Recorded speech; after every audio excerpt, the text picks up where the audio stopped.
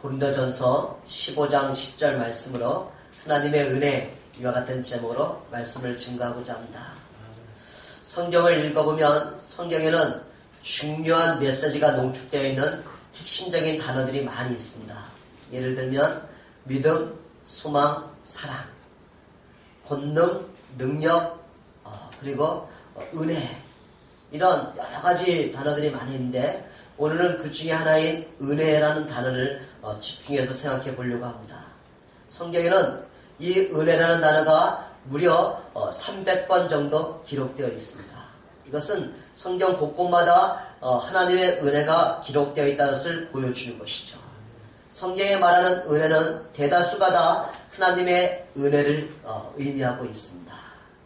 따라서 성경은 하나님의 은혜에 대하여 기록된 책이다, 이렇게 말할 수가 있는 것이죠. 그러므로 우리가 성경을 읽으면서 그 가운데 기록된 하나님의 은혜를 체험하지 못하거나 발견하지 못하거나 깨닫지 못한다면 우리의 읽는 것과 예배하는 시간이 헛된 시간이 될 수도 있다는 것이죠. 성경 말씀을 전하는 설교자의 설교의 내용에 하나님의 은혜가 들어있지 않다면 그것은 설교라기보다는 하나의 연설에 불과할 수도 있습니다. 설교란 하나님의 은혜를 전파하고 가르치는 내용이 설교인 것입니다. 하나님의 은혜란 그 뜻과 그 적용의 범위가 매우 깊고 넓다고 말할 수도 있습니다. 이 설교를 들으시는 대다수의 여러분들은 이미 하나님의 은혜를 체험한 자들입니다. 혹시 아직까지도 하나님의 은혜를 체험하지 못하고 깨닫지 못하고 있다 할지라도 오늘 이 말씀을 들으면서 여러분 모두가 하나님의 은혜를 체험하는 기쁨이 있기를 축복합니다. 따라서 저는 이 시간에 하나님의 은혜를 세 가지로 나누어서 말씀해 드리려고 합니다. 첫째로, 하나님의 은혜는 죄인이 구원을 받게 하는 은혜입니다. 인간의 실상에 대해서 성경의 신약성경 에베소 2장을 읽으면 허물과 죄로 죽은 자들이다, 이렇게 말하고 있죠. 허물과 죄로 죽은 자들이란 하나님과의 관계가 없이 단절되어 있는 사람들을 의미하고 있는 것이죠. 그래서 그 영혼이 죽은 자들이나 마찬가지예요. 살아있으나 죽은 자들은 불신 영혼들을 의미하고 있는 거예요. 그러나 여러분들은 하나님의 은혜로 예수들을 믿음으로 생명을 얻게 더 풍성히 얻는 그런 삶을 살아가고 있는 것이죠. 인간의 실상이 이같이 허물과 죄로 죽은 자들이 된 것은 바로 인류의 조상인 아담의 타락에서 온 것입니다. 에덴 동산에서 사탄의 유혹을 받은 하와가 그 선악과를 따먹고서 자기와 함께하고 있는 남편에게도 주었고 그 아담도 그것을 먹었습니다. 하나님은 아담과 하와에게 명령하기를 동산 각종 나무의 열매는 내가 임의로 먹되 선악을 알게 하는 나무의 열매는 먹지 말라. 내가 먹는 날에는 반드시 죽으리라. 이렇게 명령하신 하나님의 말씀을 거역하고 말았습니다. 이것으로 말미암아 죄가 세상에 들어오고 모든 인간은 다 사망의 지배를 받게 되었습니다. 로마서 5장 12절 같이 한번 읽어봅니다. 시작. 그러므로 한 사람으로 말미암아 죄가 세상에 들어오고 죄로 말미암아 사망이 들어왔나니 이와 같이 모든 사람이 죄를 지었으므로 사망이 모든 사람에게 이르렀느니라. 모든 사람의 죄를 범하였음에 하나님의 영광에 이르지 못하는 안타까움에 빠지게 되었습니다. 허물과 죄로 죽은 영적 상태에 놓인 인간은 헤어나올 수 없는 죄와 절망의 늪에서 헤매다가 결국은 멸망의 길로 갈 수밖에 없는 운명이었습니다. 그러나 놀랍게도 긍휼이 풍성하신 하나님께서 그 큰 사랑으로 인해서 죄인을 구원하기 위한 놀라운 계획을 세우시고 이것을 언약하셨습니다. 그리고 이 언약을 여러 가지 방법으로 성경을 통해서 계시해 주셨습니다. 그리고 하나님의 때가 되자 하나님의 그 독생자를 보내서 그 언약을 이루어 주셨습니다. 그 독생자가 바로 예수 그리스도이십니다. 하나님이 그 아들을 세상에 보내신 것은 세상을 심판하려 함이 아니라 세상 그로 말미암아 세상이 구원을 받게 하려 하심이라고 요한복음 3장 17절은 말씀하고 있죠. 누구든지 예수를 믿는 자에게는 멸망하지 않고 구원 얻는 은혜를 베풀어 주시겠어 하나님의 독생자 예수님을 이 땅에 보내주신 것이죠. 하나님이신 예수님이 이 땅에 인간의 몸으로 오셔서 우리 대신 우리의 죄를 대신해서 형벌을 받으시고 십자가에서 보배로운 피를 흘리시면서 죽으셨습니다. 그리고 3일 만에 다시 부활하시고 40일 동안 계시다가 하늘나라로 승천해서 하나님의 영광의 보좌에 우편에 앉아서 우리를 위해서 기도하고 계십니다. 그러므로 십자가 저편에서 장차 오실 메시아를 고대했던 믿음의 사람들과 십자가의 이편에서 이미 오셔서 구속사역을 성취하신 구세주를 믿는 모든 사람들은 다 누구든지 구원을 받게 되었습니다. 이것이 바로 죄인을 구원하시는 하나님의 은혜인 것입니다. 구원받기 위해서 우리가 해야 할 일은 아무것도 없습니다. 우리는 어떤 일도 할 수가 없습니다. 우리가 할 수 있는 일은 딱 한 가지인 것입니다. 그것은 바로 하나님의 독생자 예수 그리스도를 구주로 믿는 믿음밖에 없습니다. 예수를 구주로 믿으십니까? 예수를 구주로 믿는 사람에게는 이 구원의 은혜를 베풀어 주신데 이 구원을 일컬어서 하나님의 은혜 또는 주 예수 때의 은혜라고 성경은 가르쳐주고 있는 것이죠. 에베소 2장 8절 9절 같이 한번 읽어보겠습니다. 시작. 너희는 그 은혜에 대하여 믿음으로 말미암아 구원을 받았으니 이것은 너희에게서 난 것이 아니요 하나님의 선물이라. 행위에서 난 것이 아니니 이는 누구든지 자랑하지 못하게 함이라. 선물은요 그냥 감사히 받으면 되는 것처럼 하나님이 주시는 구원의 은혜도 하나님이 여러분과 저에게 주신 선물입니다. 우리는 이 선물을 감사함으로 받으면 누구든지 구원을 받을 수가 있습니다. 하나님은 차별하지 않습니다. 누구든지 주님 앞에 나오며 자기의 죄를 회개하며 예수의 피를 믿으면 구원을 얻을 수가 있지, 자기의 행위나 자기의 노력이나 자기의 소유나 자기의 권력이나 신분을 갖고 구원을 얻는 사람은 아무도 없습니다. 그래서 행위에서 난 것이 아니니 이는 아무도 자랑하지 못하게 하려 함이라고 성경은 말씀하고 있는 것이죠. 오히려 자기의 힘으로 구원을 받으려고 노력하면 할수록 성경은 갈라디아서 5장 4절에서 이렇게 말해요. 한 번 더 읽어볼까요? 시작. 율법 안에서 의롭다함을 얻으려 하는 너희는 그리스도에게서 끊어지고 은혜에서 떨어진 자로다.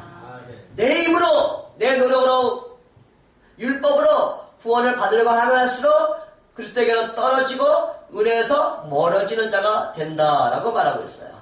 그러면 여러분, 하나님의 은혜로 주신 이 구원은 무엇으로부터 우리를 구원해 주시는 은혜일까요? 이 하나님의 은혜는 죄에서의 구원인 것입니다.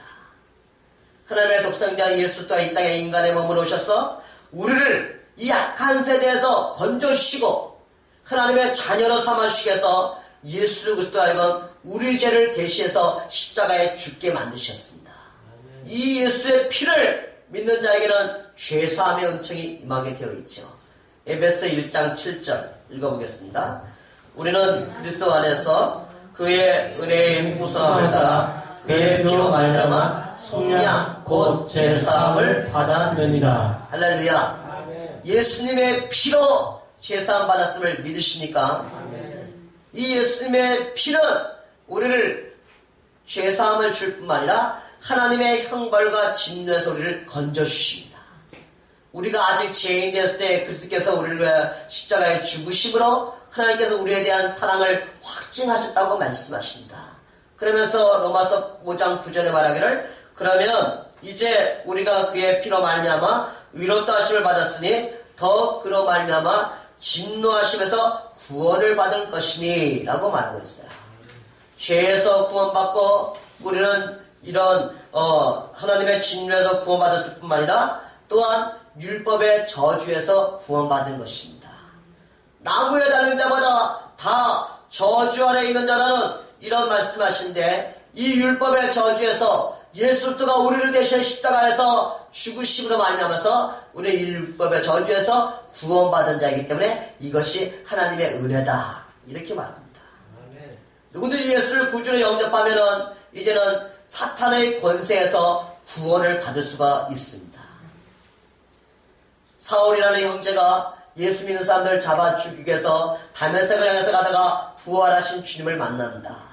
주님 누구십니까? 라고 말하니까 예수님이 그에게 말해요. 나는 내가 박해하는 예수라.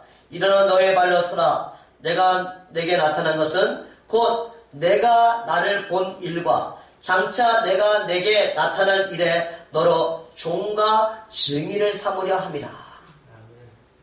이스라엘과 이방인들에게 내가 너를 구원하여 그들에게 보내어서 그들에게 복음을 전하면 그들의 눈을 떠서 어둠에서 빛으로 사탄의 권세에서 하나님의께로 돌아오게 만들고 제사함과 나로 믿어 거룩하게 된 무리 가운데 천국이라는 기업을 얻게 하려 합니다.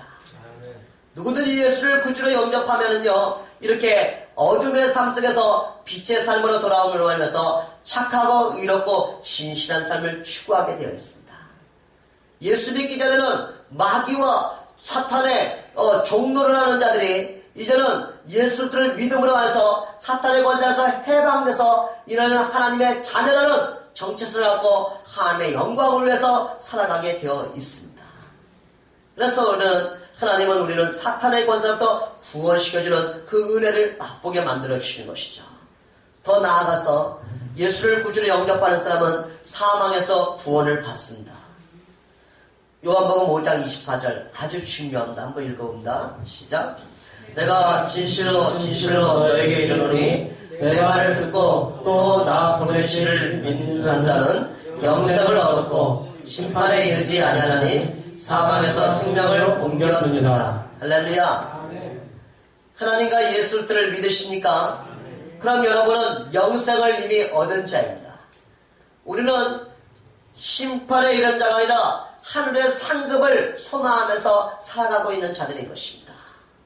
사망에서 생명을 옮긴 이 생명을 풍성하게 만들기 위해서 우리는 이렇게 영적 예배를 드리면서 하나님의 말씀을 듣고 있는 것이죠. 예수 믿고 거듭난 사람은요, 예수님이 이 땅에 다시 올 때 첫째 부활에 동참하는 복을 누리게 되어 있습니다. 그러나 예수님을 믿지 않는 사람들은 예수님이 이 땅에 다시 올 때는 세상을 심판하기 위해서 오시는데 그때 믿지 않는 자들은 둘째 사망에 즉 불과 유황에 뜨는 불못에 떨어지면서 형벌과 저주를 받게 되어 있습니다. 그러므로 여러분과 저는 그리스도 예수의 다시 오심을 소망하며 살아가고 있는 이유가 바로 이것인 것이에요. 성경은 말하기를요, 첫째 부활에 참여한 자들은 복이 있고 거룩하도다. 둘째 사망에 그들을 다스리는 권세가 없고 도리어 그들이 하나님과 그리스도의 제사장이 되어 1000년 동안 그리스도와 더불어 왕노릇하리라. 할렐루야. 예수 믿음에 다시 오시면 우리는 주님과 함께 왕노릇하는 그런 권세를 누리게 된다는 거예요. 그래서 우리는 예수님의 다시 오심을 고대하면서 깨어있는 삶, 그리스도의 신과 같이 정결한 삶을 추구하는 이유가 바로 이것인 것이죠. 사랑하는 여러분, 우리가 하나님의 은혜로 구원을 받았다 하는 이것은 죄로부터, 하나님의 진노로부터, 율법의 저주로부터, 그리고 사탄의 권세로부터, 그리고 사망에로부터 구원된 것을 의미한다는 것을 잊지 마시기를 바랍니다. 이 말을 다시 말하면 누구든지 예수 그리스도의 보배로운 피를 의지하면서 회개하고 예수를 구주로 영접한 자에게는 의로움과 영생과 천국에서 영원히 사는 기업을 얻게 되었다는 것을 의미합니다. 따라서 우리는 하나님의 은혜로 살아가고 있는 자들인 것입니다. 이 은혜는 예수를 구주로 영접하는 자들만이 누릴 수 있는 행복인 것입니다. 예수를 믿는 모든 자에게 주신 이 하나님의 놀라운 은혜를 늘 기억하면서 감사함으로 찬송하고 하나님의 영광을 위해 살아가면서 또 많은 사람들에게 이 은혜를 증가하는 여러분과 제가 되기를 축복합니다. 둘째로 하나님의 은혜는 우리가 이 세상을 살아가는 동안에 하나님의 돌보심을 받는 은혜인 것입니다. 첫째는 죄로부터 구원받는 은혜라면 둘째는 하나님이 우리를 돌보시는 은혜라고요. 구원을 받은 성도여라 할지라도 이 땅의 삶을 살아가면서 우리는 여러 가지의 곤란한 문제와 고통과 아픔과 질병 속에서 우리는 어려움을 겪는 경우가 있습니다. 어렵고 괴롭고 힘든 일들이 우리에게 찾아오곤 합니다. 때로는 염려와 불안, 슬픔과 분노, 좌절 같은 낙심, 우울함, 이런 정서상의 혼란과 고통을 가지게 됩니다. 때로는 열심히 살지만 여러 가지의 문제로 말미암아서 물질적인 어려움을 겪고 때로는 고통을 당하는 경우도 있습니다. 그러나 하나님께서는 우리가 겪는 이 모든 형편과 사정을 다 아시기 때문에 우리를 긍휼히 여기시고 때를 따라 도와시며 합력하여 선을 이루게 하심을 믿으시기를 바랍니다. 그래서 베드로전서 5장 7절은 이렇게 말해요. 한번 따라해볼까요? 너희 염려를 다 주께 맡기라. 너희 염려를 다 주께 맡기라. 이는 그가 너희를 돌보심이라. 이는 그가 너희를 돌보심이라. 믿으십니까? 그럼 여러분 염려를 주께 맡긴다는 것은 기도하는 거예요. 여러분이 알고 있는 사람이 힘들고 어려움을 겪고 있다, 질병으로 신음하고 있다, 그럼 여러분이 그를 위해서 기도해 줘야 되는 거예요. 기도하면 하나님이 돌봐주신다고 약속하시잖아요. 믿으십니까? 네. 이것을 아직도 믿지 않는 사람은 믿음이 없는 자예요. 지옥 가는 사람이에요. 그러나 천국 가는 사람은 믿는 거예요. 믿음을 갖고 우리는 치유되고 회복되며 하나님께 또 영광 돌리는 삶을 살아가는 겁니다. 그래서 우리는요, 하나님께 구원받은 사람답게 하나님이 우리에게 관심 어린 눈길로 우리를 보살펴 주실 뿐만 아니라 주님의 사랑의 손길로 어루만져 주시며 치유하시고 우리 위해서 역사하심으로 선을 이루심을 여러분 확신하시기를 바랍니다. 주님이 우리를 어떻게 돌보실까요? 우리가 고난과 슬픔을 당할 때 성령님이 우리를 위로해 주십니다. 열심히 예수를 구주로 영접한 이후로 사도 바울은 자신의 모든 삶을 주님께 받은 은혜, 그 생명의 말씀을 전파를 해 전심전력했어요. 그럼에도 불구하고 그가 가는 곳마다 많은 억울함과 핍박과 환난과 고통을 당한 자였습니다. 수많은 환난을 당했지만 사도 바울은 그때 자기를 위로해 주시는 하나님을 체험했습니다.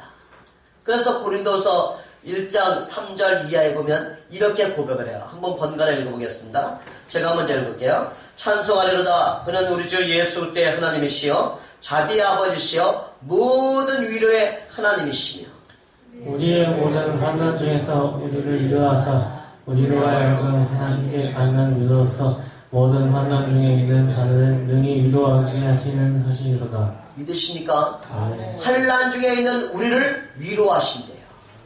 하나님이 우리를 위로해 주시면 그 받는 위로로 또 다른 환난 중에 있는 자들을 위로할 수 있도록 능력을 주십니다. 그리스도의 고난이 우리에게 넘친 것 같이 우리가 받는 위로도 그리스도로 말미암아 넘치는도다. 6절 읽어보실까요? 시작. 우리가 당하는 환난 당하는 것도 너희가 위로와 구원을 받게 하려는 것이요 우리가 위로를 받는 것도 너희가 위로를 받게 하는 것이니 이 위로가 너희 속에 역사하여 우리가 받는 것 같은 고난을 너희도 견디게 하느니라. 여러분 주변에 있는 사랑하는 이들이 환난을 당하는 이유는 여러분이 위로와 구원을 받게 만들어주기 위해서.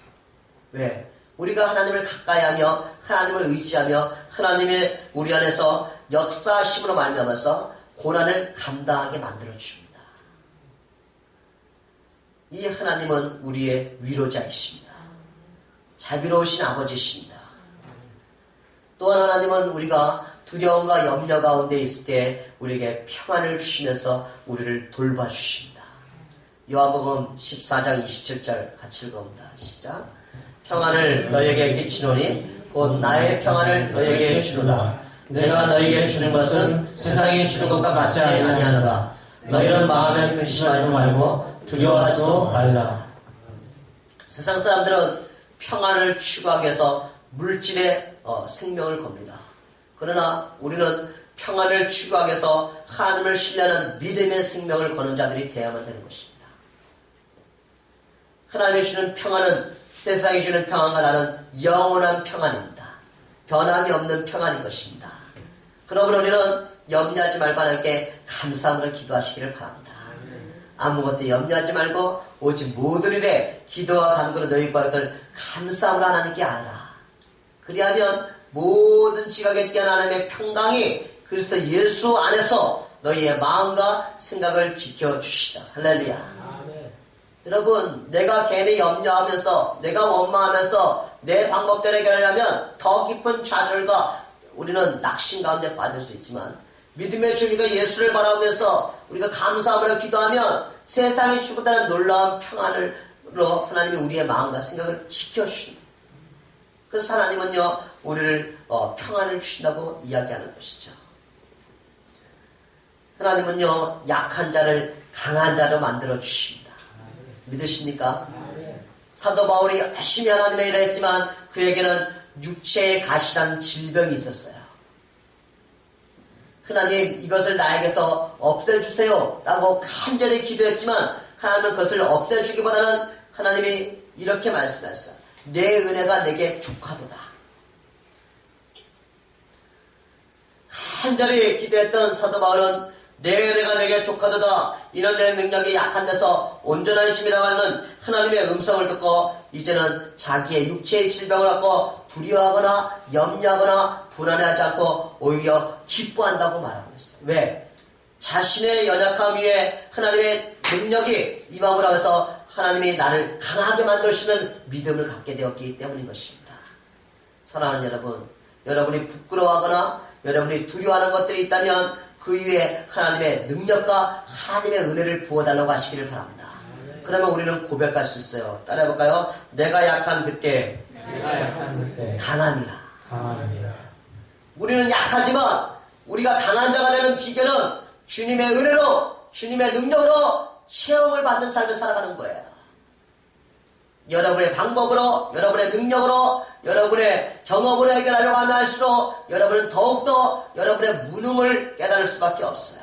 속히 하나님께로 돌아와서 하나님의 능력을 공급받을 때 우리는 나는 개인적으로 약하지만 주님의 능력 안에서는 강한 자가 될 수 있고 나는 아무것도 할 수 없지만 주님의 능력으로는 모두 살 수 있는 강한 자가 될 수 있음을 확신하시기를 바랍니다.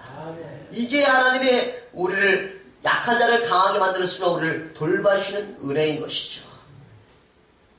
여러분 삶 속에 복잡하고 얽힌 문제가 있다면 그 문제를 해결할 수 있는 지혜와 명철을 주시는 하나님의 은혜를 맛보기를 축복합니다.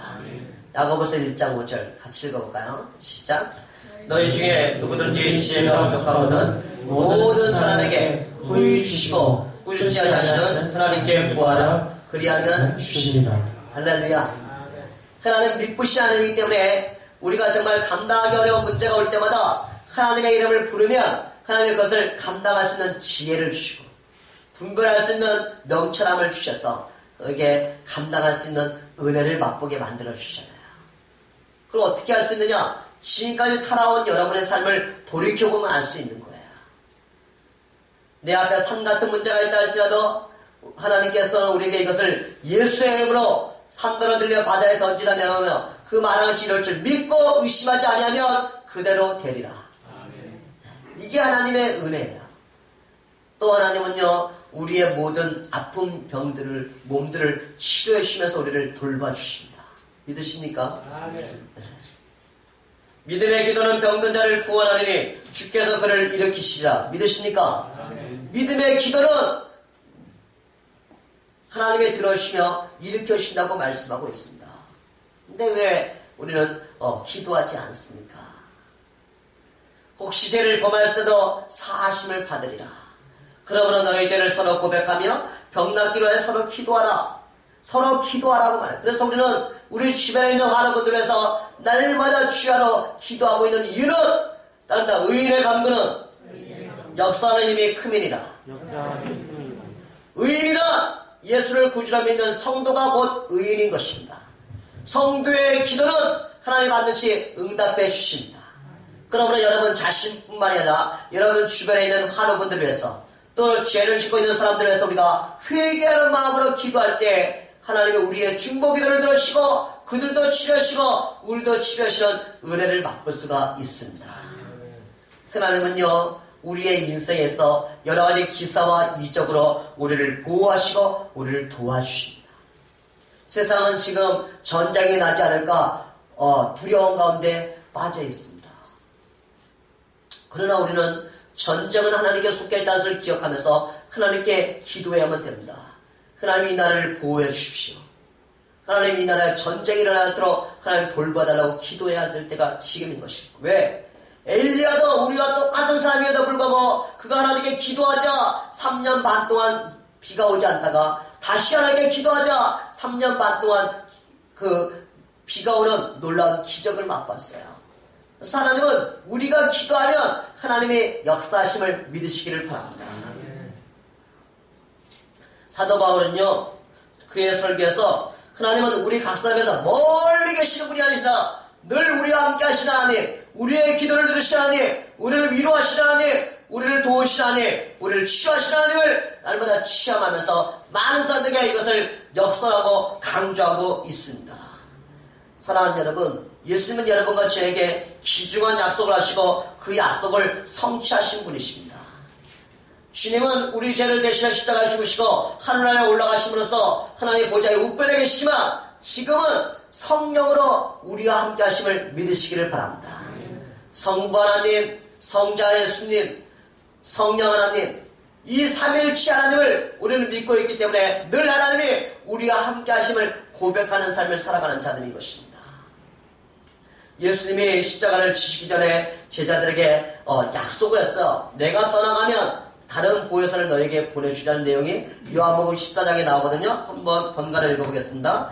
내가 아버지께 구하겠으니 그가 또 다른 보혜사를 너에게 주사 영원토록 너희와 함께 있게 하리니 그는 진리의 영이나 세상은 능히 그를 받지 못하나니 이는 그를 보지도 못하고 알지도 못합니다.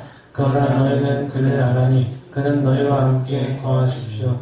또 너희 속에 계시겠습니다. 진리의 영이신 성령님은 우리와 함께 거하시며 우리 속에 거하신다. 믿으십니까? 네. 그래서 우리의 몸은 진리의 영이신 성령님이 우리와 함께 하시기 때문에 우리의 몸은 거룩한 성전인 것입니다. 하나님의 임재를 우리는 체험하고 있는 자들인 것입니다. 내가 너희를 고아와 같이 버려두지 아니하고 너희에게로 오리라. 19절 같이 읽어볼까요? 시작. 조금 있으면 세상은 다시 나를 보지 못할 것이로되 너희는 나를 보리니 이는 내가 살아있고 너희도 살아있겠습니다. 20절 같이 읽습니다.